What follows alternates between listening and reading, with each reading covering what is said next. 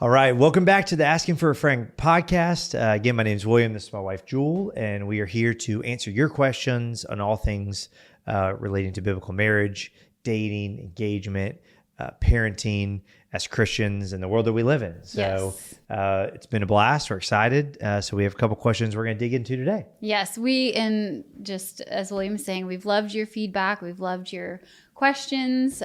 Keep them coming. So we hope that this is helpful. Yeah. Awesome. All right. I'm going to jump in. Okay. Question number one. In Sunday's sermon, Ben spoke on conflict in marriage, the common communication struggle of being heard or not heard by your spouse. My husband and I struggle with this and often have unresolved conflict, but then he wants to be intimate and I am put off by not feeling heard and frankly don't want to have sex after an unresolved argument. How can we work through this? Ooh, big question. Never dealt with this in my life. Big attention grabber. But this honestly is a great question. Yeah. I honestly think so many people struggle with this, throughout some point in their marriage, in their relationship, for sure. We have struggled with this for sure. And, this is something that, like we say in prior podcasts, assumptions can kill intimacy. They can create so much frustration. Mm-hmm. So when you assume what the other person is thinking, you assume what the intentions are, they're just very detrimental. So what I would say, as a wife speaking to a husband, and this certainly can go both ways. Sure. The first thing to do is work on the communication and conflict piece before trying to address the intimacy or the sex piece. Because that's probably where the problem is starting. Sure. So you can't fix one without the other, right?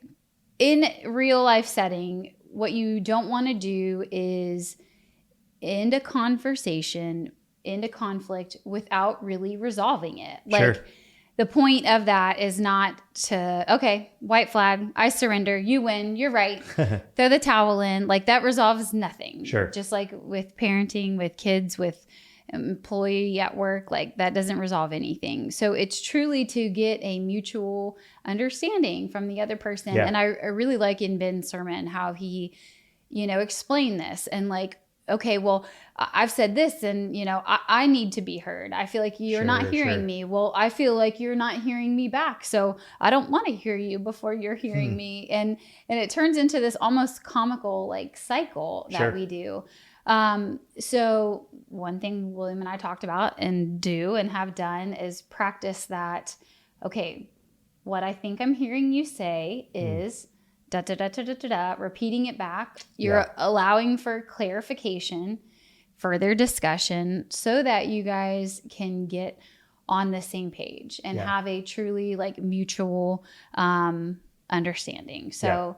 And like Ben referenced, on Sunday, like 67% of divorces and separation, like the key cause is communication. Correct. So if you aren't working on this or having ways that you're resolving it, and then all these, conflicts and conversations just end and they're abrupt and they're unhappy, like, your wife or your spouse isn't going to want to have sex with you. They do not feel close to you. Intimacy is more than just that. It's about feeling close to that person. And I'd say this, we talk, or Ben has said this a lot when it comes to marriage and biblical marriage and what that looks like. It's a race to the bottom. It's a race to the bottom. And so men, ultimately, it's our job to be at the bottom as we lead our family. So when you talk about this, the conflict and the communication issue and then the sex issue, right? Like, hey, most likely it's the male that has the sex issue, or the husband that has the sex issue, it's the wife that has the communication conflict issue, right? So, hey, die to yourself. Let's deal with the conflict piece before we deal with the sex piece. Yep. And that's the best way you can love and serve your wife, is to say, I really want to deal with this. I really want to talk about this, but I'm going to die to myself right now, and we're going to figure this part out first. Great point. Absolutely. And hold each other accountable. I think for us and for other people, like, you have these conversations, you're like, okay, we're going to do better. And we think of these things, Sure. And then you get back into the same pattern, or the same problem keeps coming up. And it's like, okay, you're not really listening. Nothing's really changing. Like, hold each other to that, to really start to see like, oh, this is making a difference. And we are getting on the same page, and we're staying on the same page, and we're dealing with it better. Like, and husbands, when your wives are heard and they feel, heard and valued and all of this cared for by the person that they love the most and they're closest to, like, the sex life will follow. Yeah. I mean, the reality is the way God designed sex in marriage, we're going to get into this in a sermon in a couple weeks, but sex is designed for between one man, one woman in the covenant of marriage. Everything outside of that is technically sexual immorality. Okay. So that's the design for sex. And the way God designed us as humans, sex is more than just mating like it is for an animal or anything, right? Sure. There's an emotional connection. There's not just a physical connection. There's a spiritual connection. So many elements. So if you just treat it like it's a physical thing, you miss out completely on what God designed it to be, and the emotional, the spiritual, the relational piece that is strengthened and built there. Sure. Through your entire marriage. But maybe we'll get that in another podcast. Maybe we'll get to it in a sermon. We'll see. Sure. Yeah. Big first question, but a really great. good one. And last thing I'll add to that is, to your point of like, don't just throw in the towel. Any argument, and whether it's this or anything else, the goal is not to win the argument. Let's just start there. The goal is to be a team and to figure out a solution to the problem. So if that is your mindset going into whatever the issue is, that completely changes how you approach it from both sides, rather than I just want to win this thing. Yeah. And I want to be heard. Let's get to the root of this. Let's figure this out. Right. And the opposite is true as well. Like, if you always want to win, that's nobody wins. Yep. And if you always let your spouse win because you don't want to deal with it and you don't want to resolve it, nobody wins there either. So just keep both in mind. I never do that. I don't know what you're talking about. Next question. Okay. So we are coming up on the holidays, which is always a conflict point for families. It's been that for us sometimes, especially dealing with families, boundaries, in-laws, Sure. all the components. It's not always holly and jolly. Yeah. So how are some ways that you can handle that? Sure. Great question. Holidays are always tricky, especially in those early years, as you're first married and you're creating new traditions, new plans. You're combining two different family traditions into to try to make your own. Sure. And so I'd say first thing is, remember this: you have left your father and mother. You have become one. You have, like, husbands, you have left your mom and dad. Wives, you have left your mom and dad, and you guys have started your own family. Mm-hmm. So everything that was previously done in either family, let's be real, is now on the table to be cut, to not be a part of your new, to be look changed. Different. Correct. And so I think starting with that in mind, I think a difficult part, if you are a grandparent listening out there too, like mother-in-laws know that, man, your daughter or your son is no longer a part of your family and now has started his own family. And so there's a lot of tension, not just between you and your wife. There's now tension between you and your parents, or you or your spouse and their parents, or whatever it is. So all that to say, recognize it can be messy, and it can get crazy. So yes, and not, I know that you did not mean this. You still are a part of your family that you came from. But it does look differently. And what I think is hard for this is, I think that the families, the parents and the siblings, they have their own expectations for you guys. Sure. In addition to your expectations for you guys. I think the tendency is to say, oh, well, now you're part of the London crew. So this is everything that we do, and join us. And you say, well, no, you're part of the Colle crew now. So come and join us. And this is what we do. Yep. these are good conversations to have before you get married. PSA. So I would start there, but great marriage counseling subject that we always tackle. It is. It's true. It seems silly and it seems like an easy topic. You're like, holidays are fun, and they are, premarital counseling is what I meant. Premarital counseling. But it's a big conversation because a lot of things happen. And, a lot of people don't have great relationships with their own family or with their in-laws because of things like this that start off early. So have the conversation with each other. Yeah. Have a conversation. And I'd say have a conversation early, right? What's today? It's middle of October. You should have already probably had conversations around Thanksgiving, Christmas, holidays, what those things look like. They're on the horizon. Like, preemptively have those conversations, because inevitably we delay it. We know it's on the horizon. We just kind of think, we'll kind of see what happens. So I'll tell you what's going to happen. It's going to be a big blow up. It's not going to be fun. Sure. And so, I'd say for us, like, both of our families live in town, right? So there was an element of, I'd say, those first couple years of trying to please everyone. We're trying to please my parents. We're trying to please your parents. So-and-so's in town for this or that, or whatever the case is. And we had to come to, have some hard conversations with ourselves or with each other and with our parents of just kind of like, okay, this is what we're doing. Probably one, the biggest is when we started having kids, we said, Christmas is at our house. Like, we are doing Christmas at our house. We're not leaving. You guys are welcome to join us. Sure. We would actually love for you to join us, but we cannot because we can't go to your parents in the morning, my parents in the afternoon, and whatever. And then the kids are exhausted and it's not fun for anyone. So it's all about having those conversations. I know a lot of people that with family out of town, it's rotating where you go for Thanksgiving or Christmas or whatever the case is. So. Absolutely. No, and exactly. Talking about those early, and like, it's kind of like your role. It's William's role to talk to his family about it and kind of start laying the groundwork early. And you might start it now. You've been married for 10 years, 20 years, in some of these conversations, like, we can start now, but yes. And you kind of are that buffer between your family and saying, hey, hey, this season of life has changed for us because X, Y, and Z, or the kids are now older, or the kids are younger, whatever. You don't have kids yet, and laying that groundwork, telling your parents, your family, those expectations. It just helps everybody to ease into it and to accomplish what you want to accomplish. Correct. And you will compromise. You have to compromise. Your holidays will look different than how they looked when you were a kid or when you were growing up or before you got married. Sure. 100%. Right. So know that going into it.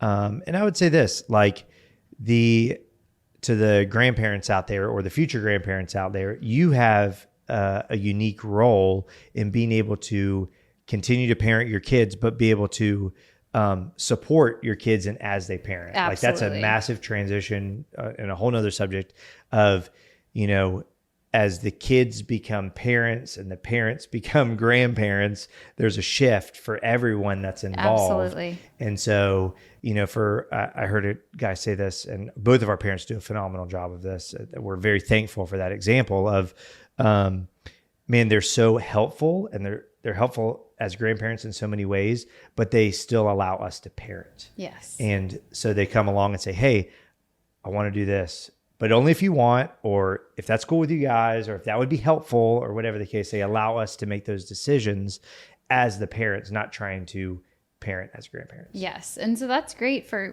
parent listeners, grandparent listeners, like, create that space. You still have influence in your kids, and enjoy that space and support them in those ways.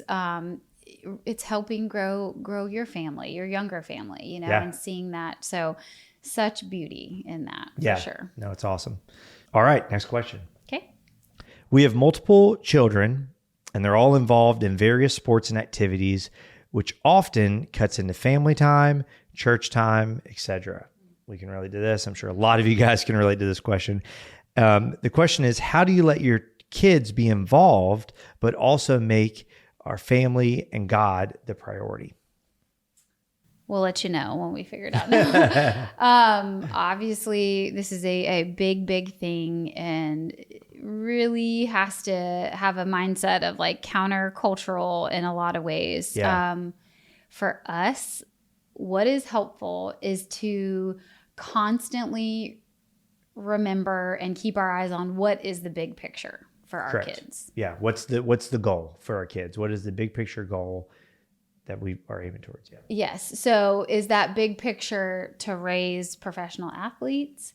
Is it to raise, kids who focused on all things school academics? Is it to have emotionally healthy kids? Is it to raise kids that love Jesus?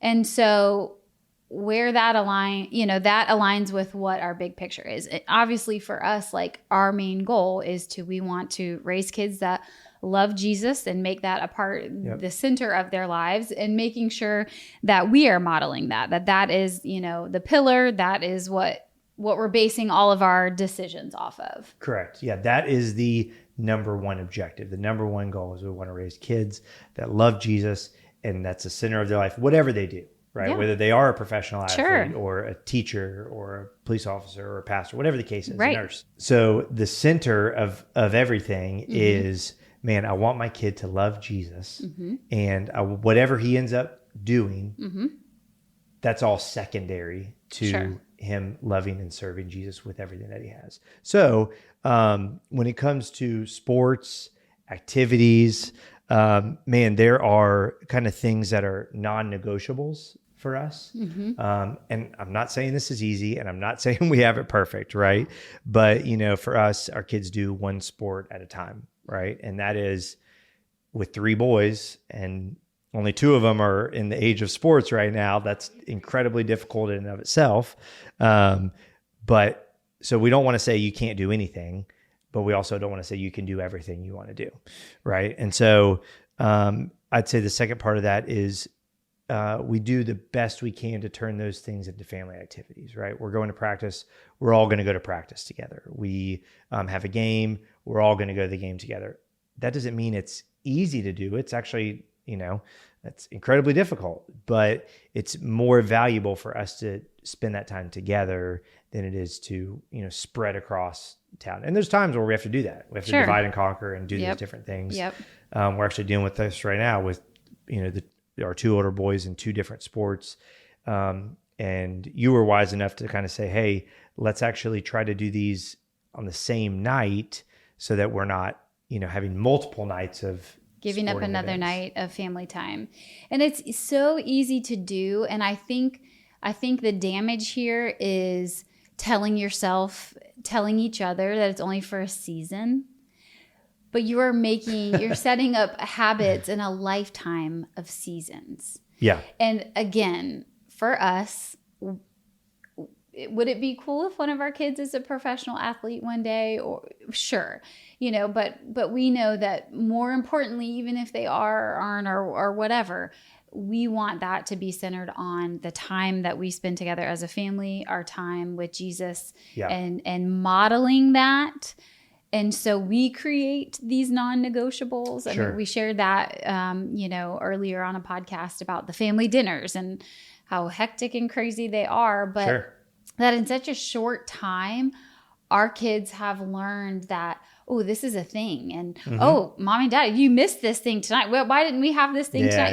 And starting to hold us accountable for that, which is really, really neat. So it is incredibly difficult to do that. I think where we see a lot of the strain that it starts to put on the marriage, not just the family, is a lot of that whole divide and conquer mentality. Really, it just turns into time away from each other. I mean, we don't have, it's not a blueprint, and it does the same thing doesn't work for everybody, but just trying to keep those principles in mind. So that you're not sacrificing, keeping God as the reality. And I'd say the non-negotiables for us are, hey, we are going to go to church together on Sundays. We are going to have family time together on Sunday afternoons, right? Like those are the non-negotiables, right?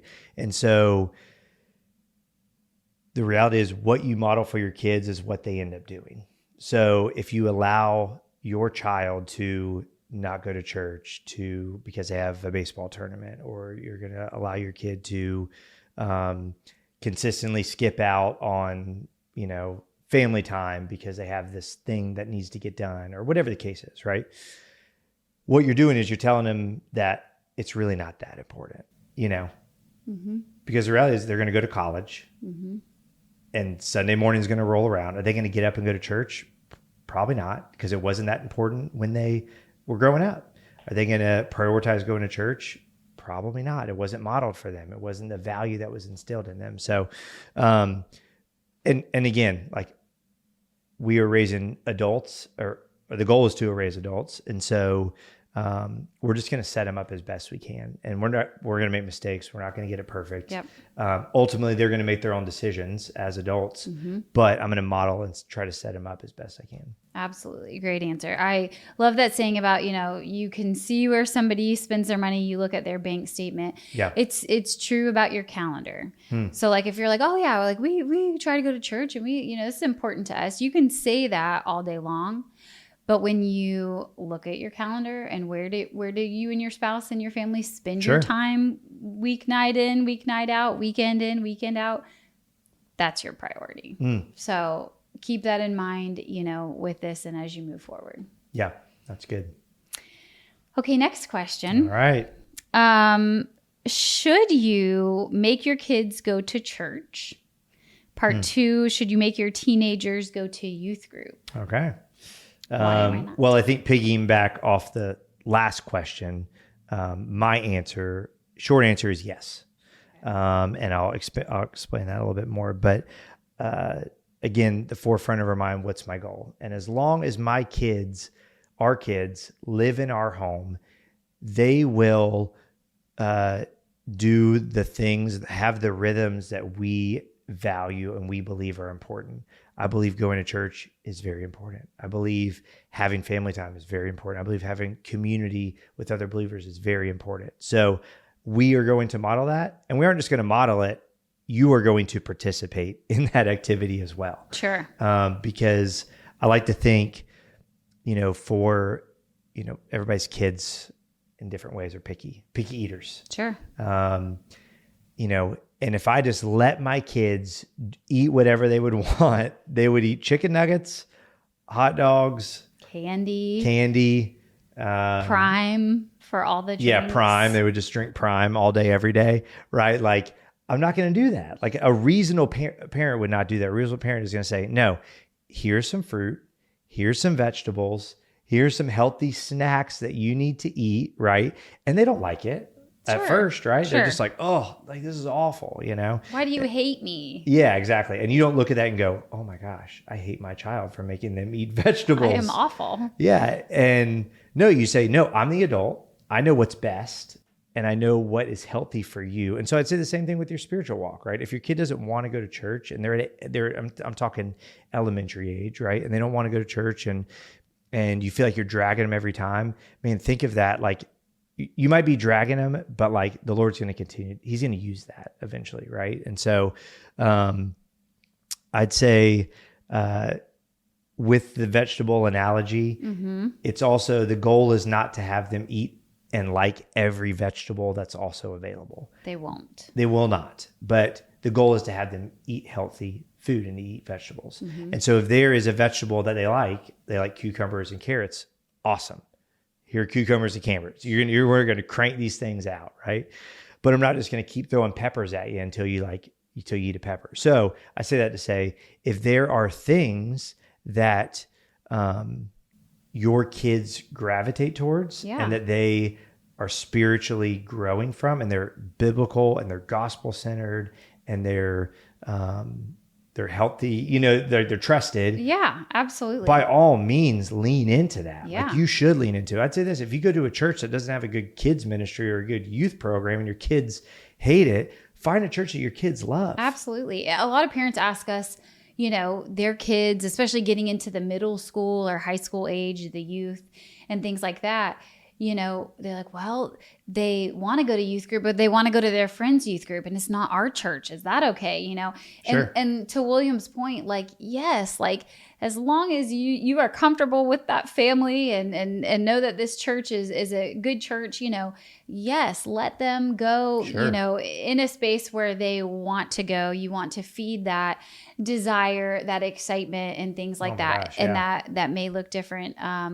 But, you know, I think the detriment is to saying, well, yeah, we're dragging them every week. And gosh, if they hate it, then I'm just going to, you know, raise this kid that's going to be resentful to me because we always made them go. And that's, you know, and you go down this whole what if. And I think that is does much more damage to them and is such a disservice to them than bringing them. God, like William said, God will use that. God will speak to them. He will minister to them. Sure. Your role as the parent is to bring them because you only have them for a certain amount of time. And it ain't very long. They will grow up. Our kids are growing up fast. They're going to go to college. They're going to move out. They're going to make their own choices. We only hope and pray, Sure. you know, can only hope and pray that they, you know, make those good choices and that they Oh my gosh, make them yeah. for themselves one day, right? That's our goal. So keeping that in mind. Exactly. And I'd say use discernment around that, right? If you are dragging them to a kids program and they aren't liking it, check it out. Make sure it's appropriate, age appropriate, and it is engaging or whatever the case is. Maybe there is a change that needs to be made. I'm so thankful for Delaney and our kids team, Engage and our youth team, and what they do to make the gospel and the Bible so relatable for age appropriate kids, and for all of our kids volunteers and everybody that does all that. So, you know, continue to allow that. So yeah, I would have no hesitation or feel any sort of guilt to say, no, you're coming to church. Yeah. And I understand. I know that, you know, this will be true for us one day. Like your kids are not going to like everything that you have them do, make them do, ask them to do. They don't know. Right. And so being faithful in that, thinking of creative ways, like, you know, letting your kids invite a friend to church. If that makes them more excited about whatever, you know, let them come and offer to pick them up, you know, things around it so that you are helping build that for them, and getting them there for sure. I love it. Yep. All right. That's it for this week. Thank you guys for joining us. Asking for a Friend, episode 4. Hope this was helpful. Yes. As always, please text your questions in to 94000. Yes. Next week, we hope to talk some about technology and phones and kids and how those affect families and marriages too. Yep. So if you have any questions about that or, you know, around that, let us know. But please text your questions into 94000. Awesome. See you guys.